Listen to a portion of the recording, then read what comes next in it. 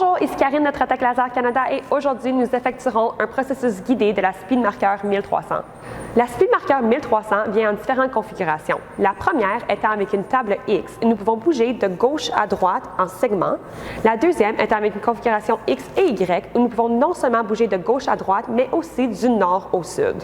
La Speed Marker 300 vient avec un axe Z comme standard et la Speed Marker 700 vient avec un axe Z et X comme standard.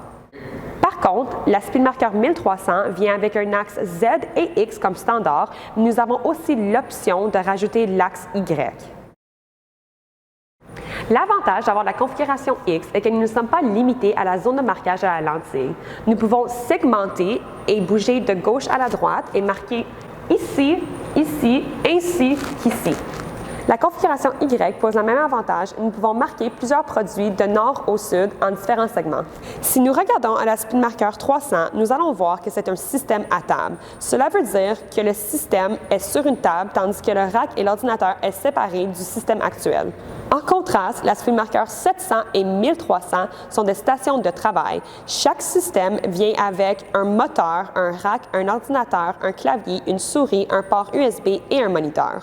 Une autre petite différence avec la Speed Marker 300 est qu'elle a une porte manuelle, tandis que la 700 et la 1300 ont des portes automatiques. Vous pouvez aussi ouvrir et fermer manuellement. Les trois versions du système Speed Marker viennent avec un laser fibre ou MOPA, tandis que la 700 vient aussi avec une option CO2.